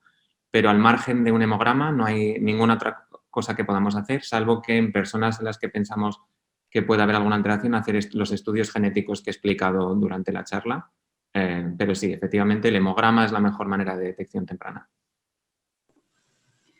Gracias, doctor Montalbán. Siguiendo con esa respuesta, ¿hay algunos pacientes que son más disponibles a predisposición de síndromes mielodisplásticos o leucemias? ¿Y quiénes son esos pacientes? Perfecto. Pues sí que hay personas que pueden tener un riesgo más elevado de poder desarrollar síndrome mielodisplásico y en general las personas que podemos encontrar que tienen estas alteraciones, hay algún grupo de ellos que tienen una predisposición genética, quiere decirse que hay ciertas familias en las cuales hay una alteración heredada que en alguno de esos genes que he explicado durante la charla que predispone a que haya mayor riesgo. Si sabemos que en una familia esto es así, pues las personas que aún no tienen un diagnóstico de síndrome mielodisplásico, pero que quizás puedan ser familiares de alguien que lo tenga, pues sí que se puede intentar prevenir o por lo menos anticipar haciendo un análisis más continuado. Eso sería una población de riesgo. Personas que han tenido que recibir quimioterapia por cualquier otro tipo de cáncer o radiación, son personas que pueden tener mayor riesgo de síndrome mielodisplásico, pero en general en estas personas son pacientes que van a tener hemogramas continuados después porque hay que hacer controles para su cáncer y también se controla con el hemograma. No quiere decir esto que el riesgo sea todo el mundo, ni mucho menos, pero es una población que puede tener más riesgo. A medida que avanzamos en nuestra edad, cuanto más anciano es alguien, las personas de 90 años, 80 años tienen mucho mayor riesgo de poder tener síndrome mielodisplásico que una persona de 30 años. Y por último, hoy en día empezamos a conocer también más cómo determinados problemas médicos como pues, la obesidad problemas inflamatorios crónicos como artritis reumatoide o enfermedades autoinmunes también pueden tener mayor riesgo de que una persona pueda desarrollar un síndrome mielodisplásico. Gracias. Tenemos otra pregunta de Lisette respecto a las dosis máximas de eritropoietina y tiempo máximo de uso y espera respuesta, ¿cuánto sería? Muy buena pregunta. Pues generalmente las dosis empiezan en función del peso y se pueden ir aumentando progresivamente. La dosis máxima depende del tipo de eritropoietina que estamos administrando. Hay distintas formulaciones disponibles. Las más frecuentes aquí en Estados Unidos, los nombres comerciales son Aranesp o Procrit.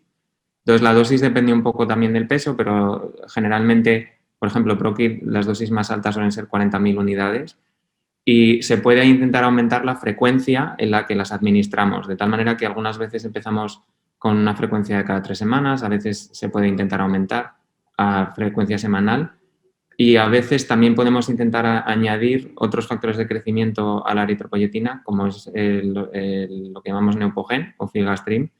Pero en general, si pasado unos 6 meses de tratamiento máximo no hemos visto beneficio, a pesar de ir aumentando las dosis, pues por lo general podemos pensar que quizá no vaya a haber una respuesta a este tratamiento y hay que pensar en la siguiente alternativa, bien luspatercept si está indicado o hipometilantes, pero es buena pregunta. En general hay que darle un tiempo a estos tratamientos a funcionar y a veces hay que ir aumentando la dosis que utilizamos hasta la máxima, que suelen ser como 40.000 o 60.000 unidades, depende del peso. Y si en 6 meses de tratamiento no hemos visto respuesta, ya es menos probable que vayamos a observarla. Gracias. También ella sigue con otra pregunta de los estimulantes granulocitos. ¿Hay una excepción para usar estos medicinas con pacientes con síndromes mielodisplásticos? Perfecto. Pues este es uno de los tratamientos que acabo de mencionar, el Neupogen o Zarcio, que el nombre real de la medicina se llama Filgrastim. Esto es un factor de crecimiento que estimula las células blancas, los granulocitos. No hay una indicación propia para los síndromes mielodisplásicos, pero sabemos que pueden ser beneficiosos y lo podemos utilizar en general en 2 circunstancias. Hay pacientes que tienen síndromes mielodisplásicos de bajo riesgo, en los que solo hay reducción de los granulocitos, lo que llamamos neutropenia. A veces el tratamiento con Filgrastim puede ayudar, pero no es una cosa que utilicemos de manera estándar. Generalmente la neutropenia aislada no suele ser complicada.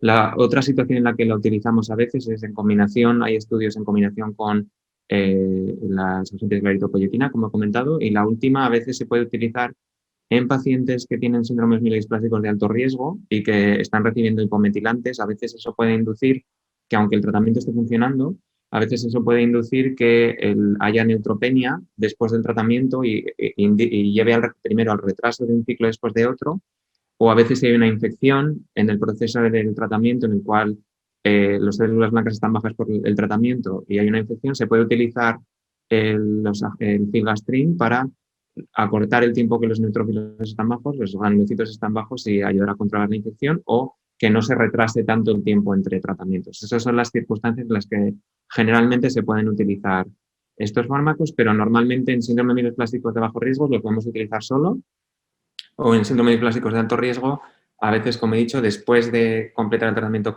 en ese ciclo con el hipometilante para intentar acortar el tiempo en el que los glóbulos blancos están bajos, pero no es algo que se haga de manera rutinaria, pero se puede usar. Gracias. ¿Qué es la importancia de los estudios clínicos? Ustedes han hablado muchos de estudios clínicos que se han hecho en pacientes con síndrome mielodisplásticos y con leucemias. ¿Qué es la importancia y por qué estos pacientes deben de entender la importancia y por qué deben de estar considerando estos tipos de tratamientos? Perfecto. Esta es una pregunta muy, muy importante, sobre todo porque quizá yo pienso que muchas veces hay un poco de confusión con respecto a lo que significa un ensayo clínico. Básicamente, los ensayos clínicos son una herramienta en la cual, de manera muy controlada, tenemos la capacidad de o bien testar nuevos fármacos para intentar conseguir nuevos tratamientos para, en este caso, los síndromes mielodisplásicos, porque como hemos explicado tanto el doctor García Manero como yo a lo largo de nuestras charlas, la cantidad de fármacos que hay hoy en día aprobados está aumentando y eso es muy bueno porque quiere decir que hay más opciones de tratamiento para todos los pacientes, pero aún tenemos mucho campo por mejorar porque el tratamiento hoy en día no tiene nada que ver con hace 20 años, pero con suerte en 20 años no tendrá nada que ver con cómo es ahora. Los ensayos clínicos es lo que nos permiten desarrollar nuevos tratamientos que pensamos que puedan ayudar y hay distintas fases de los ensayos clínicos.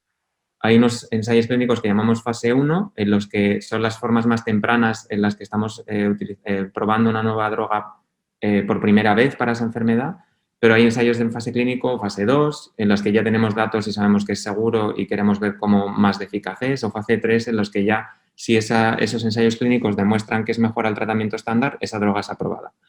El beneficio de los ensayos clínicos es doble. Primero, porque los tratamientos estándar, sobre todo para pacientes con síndrome mieloplásticos de alto riesgo, sabemos que hoy en día es la azacitidina o la decitabina, aunque son drogas que pueden funcionar bien, no son eficaces en todo el mundo y el tratamiento no siempre es eficaz de manera prolongada en el tiempo, con lo cual queremos mejorar lo que ya han conseguido hacer estas drogas. Y esto es lo que los ensayos clínicos nos permiten. Como paciente, participar en un ensayo clínico aporta el beneficio de recibir una droga que probablemente sea más eficaz que solo el tratamiento estándar y también ayuda a que esas drogas puedan seguir avanzando y en algún momento, con suerte, se conviertan en un nuevo tratamiento estándar. Con lo cual, siempre, en términos generales, si es posible participar en un ensayo clínico, es lo recomendable, sobre todo bien, por supuesto, si los tratamientos estándar ya no funcionan o de entrada, porque se puede tener acceso a un tratamiento potencialmente mejor que el estándar y además ayudamos a que nuevas drogas puedan potencialmente ser aprobadas. Esa es la importancia de los ensayos clínicos. Gracias. He tenido muchos pacientes en lenalidomida o lenalidomide en inglés, que he estado en ese tratamiento por mucho tiempo. Una pregunta de Jenny viene, que ¿será dependiente de este medicamento por vida? ¿Si estás respondiendo? Muy buena pregunta. En los síndromes mielodisplásicos, en general, cualquier tratamiento que utilicemos, con la excepción del trasplante de médula, son tratamientos que, en principio, no tienen un número máximo de ciclos. Lo que quiere decir es que, como sabemos que son tratamientos que en realidad no hacen que el síndrome mielodisplásico desaparezca necesariamente, sino que lo controlan y hacen que la médula funcione con normalidad, son tratamientos que, salvo que estén produciendo algún problema que haga que pensemos que si uno no lo tolera bien es demasiado, son tratamientos que siempre queremos mantener mientras el tratamiento esté funcionando. Con lo cual, la lenalidomida es uno de estos fármacos que, en particular, puede ser muy eficaz, sobre todo en los pacientes con síndrome mielodisplásico con alteración del cromosoma 5q, aislado, sin otras alteraciones. Y en esas situaciones el tratamiento está funcionando muy bien, uno lo tolera bien, la hemoglobina ha mejorado y no hay necesidad de transfusiones, el cromosoma 5q ha desaparecido, no hay un número máximo de ciclos que debamos usar. Si el tratamiento se está tolerando bien y está funcionando, lo mantenemos. Con lo cual, si uno quiere decir que sería de por vida, obviamente esa decisión cambia porque si con el tratamiento uno empieza a tener efectos secundarios, siempre la posibilidad de explorar, el pararlo y ver cómo van las cosas existe. O sea, las cosas no son absolutas, pero en general la ideal es mantenerlo mientras funcione. Lo mismo que con la azacitidina o que con la eritropoyetina. Todos estos fármacos, mientras estén funcionando y uno esté obteniendo beneficio de ellos, debemos mantenerlos. Gracias. Hay una pregunta de Adolfo, no sé si podemos responder a esta pregunta, pero dice que él tuvo un trasplante el año pasado, 2 trasplantes, uno de la hermana que lo rechazó y el segundo de sangre de umbilical. ¿Por qué rechazó el trasplante de la hermana y no del umbilical? Me gustaría saber, dependería un poco del rechazo. ¿Fue rechazo al trasplante o fue que la enfermedad volvió a pesar del trasplante? Eso sería una cosa más a saber, pero en cualquier caso estas cosas en ocasiones pueden ocurrir. Hay situaciones en las cuales, como he explicado, hay distintos tipos de trasplante y en general el que solemos preferir de entrada es de un hermano o hermana que sea completamente compatible pero hay otras modalidades de trasplante, como por ejemplo el trasplante de cordón, que también podemos utilizar y que se han utilizado durante muchos años. Y estas cosas a veces ocurren. A veces hay personas que reciben un trasplante y por cualquier motivo o bien el injerto no es adecuado, quiere decir que las células de la médula no crecen lo suficiente y entonces las cuentas nunca se recuperan y las plaquetas, los glóbulos blancos, los glóbulos rojos están muy bajos, hay mucha necesidad de transfusión. Eso es un tipo de rechazo, por así decirlo, ¿no? Y entonces hay que hacer otro segundo trasplante o algo que llamamos un boost, que quiere decir que damos más células madre para intentar recuperar eso. Esa es una situación. Otra situación es que el trasplante funcionara, pero la enfermedad vuelva y haya que dar otro tratamiento y hacer otro segundo trasplante. Y esto puede ocurrir con cualquier tipo de trasplante. A veces hay pacientes en los que el trasplante de cordón es el que no injerta lo suficiente y luego hay que hacer otro tipo de trasplante. Pero las circunstancias que llevan a que esto pueda ocurrir son múltiples y para dar una respuesta concreta a su caso, Adolfo, necesitaría saber muchos más detalles, pero en general estas son cosas que pueden ocurrir en función de muchas características. Por eso a la hora de elegir el donante es muy importante tener en cuenta todas estas cuestiones. La edad del donante, cuántas células hemos obtenido en la donación, cómo está la enfermedad en ese momento, el tipo de condicionamiento que vamos a hacer. Todo este tipo de cuestiones son importantes para estas cosas. Gracias, doctor Montalbán. Yo sé que esa pregunta es difícil sin tener muchos detalles, pero gracias. Siento no poder dar una respuesta más concreta, pero en estas cuestiones es una pregunta muy importante, pero hace falta mucho más detalle para poder dar una respuesta personalizada. Entendemos. Héctor tiene una pregunta de México. ¿Considera necesario repetir periódicamente la biopsia de médula? Perfecta pregunta. Sí, es importante periódicamente hacer biopsias de médula. Cómo de frecuentemente depende mucho del tipo de síndrome mielodisplásico y del tratamiento que uno esté recibiendo. En pacientes que tienen un síndrome mielodisplásico de muy bajo riesgo, por ejemplo, solo anemia y están recibiendo agentes estimulantes de la eritropoyetina y el síndrome mielodisplásico de entrada sabemos que era de muy bajo riesgo, pues la periodicidad de esa biopsia de médula puede ser mucho más larga. Igual no hay que hacerlas frecuentemente, quizá incluso no hay que hacerlas a no ser que haya un cambio en la hemoglobina o las plaquetas, porque sabemos que es un síndrome mielodisplásico de muy bajo riesgo y el tratamiento está funcionando y la hemoglobina está bien, pues quizá no sea necesario repetirlas frecuentemente, pero hay quien pudiera recomendar hacerlo cada 6 meses o un año, pero ahí la indicación es un poco más laxa. En pacientes que tienen síndrome mielodisplásico de alto riesgo y empiezan tratamiento con hipometilantes, sí que es importante hacer biopsias de médula periódicamente para ver si el tratamiento está funcionando. Sobre todo si en la médula ósea al inicio había el exceso de blastos, lo que explicábamos previamente que los blastos son más del 5%, porque es importante verificar que reducen a menos de un 5%, y si hay cambios en los cromosomas, porque a veces también podemos ver si esas alteraciones cromosómicas desaparecen. Con lo cual, generalmente en esta situación, una vez empieza el tratamiento con hipometilantes, hay que hacer biopsias de médula al inicio probablemente cada 2 o 3 meses aproximadamente. Y si el tratamiento funciona y todo va bien, se pueden espaciar. Y la otra indicación para hacer biopsias de médula ósea son en cualquier persona que tiene un síndrome mielodisplásico, si algo cambia en el hemograma, si vemos que algo que estaba muy estable, de pronto la anemia empeora o las células blancas suben o bajan, siempre que hay cualquier cambio que no es explicado, hay que hacer biopsias de médula. O en el tratamiento con hipometilantes, si vemos que las células, las cuentas bajan, para distinguir si puede ser porque la enfermedad no está respondiendo ya o si el tratamiento está suprimiendo mucho la médula, hacemos biopsias de médula. O sea que sí que es importante hacerlas periódicamente. Cómo de frecuentemente cambia un poco de persona a persona. Pero más o menos he querido dar una guía para que cada cual pueda ver dónde encajo yo. Muy bien explicado. ¿Alguna dieta que debe de seguir estos pacientes? Eso siempre es una pregunta que recibimos en las clínicas. Sí, esta pregunta es muy frecuente y a veces el origen de la pregunta puede ser doble. Hay personas que preguntan esto porque saben que tienen neutropenia, es decir, que las células blancas están bajas, y la preocupación que siempre existe es: ¿hay algún tipo de comida que pueda hacer que sea más fácil que me infecte por algún tipo de microorganismo? En general, hay un poco de disparidad de opiniones en este sentido. Hay personas que prefieren recomendar una dieta que se llama neutropénica. Esto lo que quiere decir es que evitamos cualquier tipo de alimento que pueda tener alto contenido en bacterias o hongos. Por ejemplo, frutos secos, determinadas frutas, verduras no cocinadas o carnes crudas, este tipo o quesos muy curados.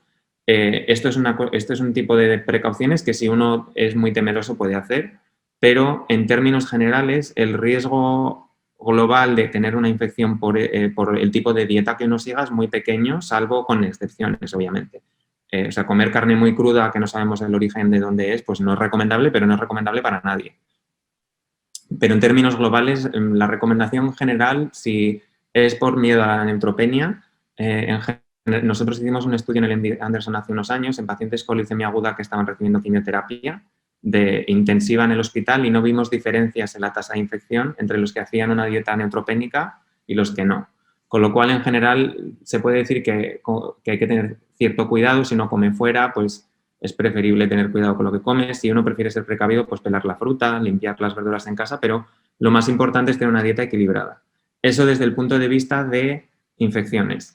Desde el punto de vista de si hay algún tipo de dieta que pueda ayudar para el síndrome mielodisplásico, eso es algo de lo cual todavía no hay estudios porque es muy complicado evaluar esto, pero hoy en día sabemos que la inflamación en general, el que el cuerpo esté inflamado, contribuye a que el síndrome mielodisplásico empeore. Con lo cual, hay vertientes que recomiendan que hacer una dieta sana con alimentos que no sean proinflamatorios, es decir, fundamentalmente una dieta rica en verduras, en fruta, con grasas no saturadas, pudiera ser beneficioso para disminuir los niveles de inflamación. Pero, de nuevo, no hay datos súper específicos que concluyan que este es el tipo de dieta que hay que hacer. Con lo cual, la recomendación general sería una dieta lo más sana posible, lo más equilibrada posible, intentar no tomar, pues eso, una dieta que sea muy rica en alimentos, todo frito, todo muy grasiento, pero eso es una dieta generalmente sana para cualquier persona. ¿Y el hierro? El hierro y vitamina C, yo sé, es algo que siempre preguntan también si pueden tomar y yo creo que hay una discusión entre esos dos tipos de minerales y vitaminas. Esta es muy buena pregunta, porque en términos generales, como lo más frecuentemente encontrado en los síndromes mielodisplásicos es la anemia, hay una cierta tendencia a pensar que cuando uno está anémico es porque hay falta de hierro, y esto es una percepción muy correcta, en el sentido de que el tipo más frecuente de anemia es la anemia por falta de hierro, pero en los síndromes mielodisplásicos en general lo que ocurre es lo opuesto. O sea, la anemia es porque la médula ósea no puede producir sangre por sí misma y hay un mal uso del hierro, de tal manera que lo que suele ocurrir en el síndrome mielodisplásico, de por sí el hierro se acumula en la médula ósea, pero nuestra médula no lo sabe usar. Y si es necesario recibir transfusiones, todavía acumulamos más hierro por las transfusiones, con lo cual, en general, la recomendación es no tomar suplementos de hierro si se tiene síndrome mielodisplásico, salvo que el médico concretamente nos indique lo contrario porque tengamos pérdidas por cualquier otra cuestión. Y con respecto a la vitamina C, hay estudios hoy en día que demuestran que la vitamina C en dosis bajas, primero, no es peligroso, pero la vitamina C puede tener efectos positivos para determinados cánceres. Lo que no es recomendable es tomar dosis muy altas de vitamina C sin comunicarlo primero con el médico, pero sí que tomar un multivitamínico y vitaminas como vitamina C y zinc pueden ser cosas beneficiosas siempre y cuando no sean a dosis muy altas. Nunca más de 1 gramo de vitamina C al día, pero sí, eso es algo que hay datos que sugieren que pudiera ser beneficioso. Gracias. Y siguiendo con esa respuesta, ¿hay terapias complementarias o alternativas que podemos explorar o que están siendo exploradas ahora o investigados? Muy buena pregunta. Hoy este es un tema que es complicado tener datos, lo que llamamos por evidencia científica, porque no es fácil llevar a cabo este tipo de estudios para demostrar si terapias alternativas pudieran ayudar o no. En términos generales, lo que yo le suelo decir a mis pacientes es que con ciertas excepciones no suelen ser terapias que puedan tener un mayor problema, y si uno quiere hacer Reiki o hacer determinadas terapias alternativas, no hay ningún problema, pero Sí que es importante tener presente que terapias como la fitoterapia, que implica tomar medicamentos que son derivados de plantas, es importante comunicar qué tipo de terapias vamos a intentar considerar tomar a nuestro médico, porque algunas de ellas pueden interaccionar con algunos de los tratamientos que podamos estar recibiendo y afectar a nuestro hígado. Con lo cual es importante no tomar nunca nada que no sepamos de dónde viene, ni que no hayamos discutido con nuestro hematólogo previamente, porque es importante tener presente que esas medicaciones no puedan ser un problema. Y otra cuestión importante es que terapias como, por ejemplo, la acupuntura, que pueden tener su beneficio, en personas con síndrome mielodisplásico es muy importante ser precavido, sobre todo si nuestras plaquetas, nuestros neutrófilos están bajos, porque puede llevar a riesgo de sangrado e infección. Con lo cual, en general, la acupuntura, si nuestras cuentas están bajas, lo recomendable es no realizarlas. Y con respecto a la fitoterapia, o sea, medicinas de origen de plantas, mejor siempre comunicarlo y preguntar a nuestro médico para que nos indique si pudiera haber riesgo de interacción o no. Pero de por sí no hay datos de que ayuden, pero no hay ningún motivo por el que si uno no considera que pudiera ser bueno, siempre es bueno preguntar a nuestro médico.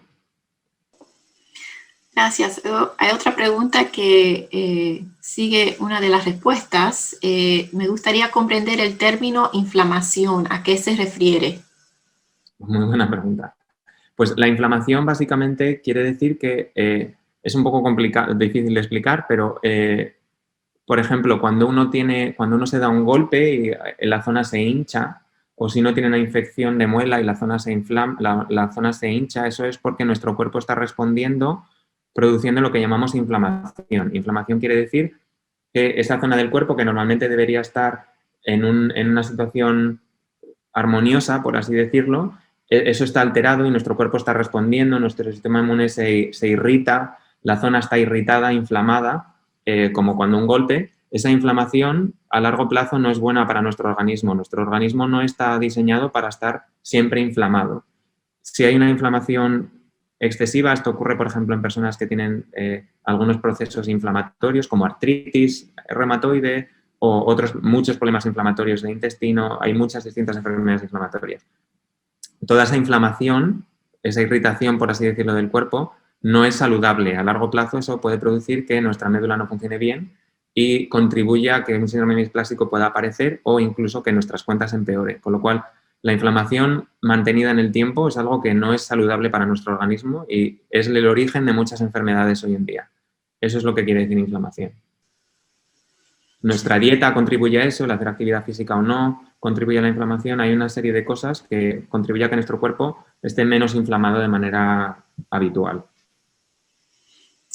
Gracias, doctor Montalbán Bravo. Yo creo que ese es todo el tiempo que tenemos para hoy. Gracias a todos por estar aquí. Le damos gracias también al doctor García Manero, que dio una presentación bien informativa. Para ustedes que todavía tienen preguntas, pueden llegarlo a Audrey Hassan, al correo electrónico listado, que va a estar listado en el chat.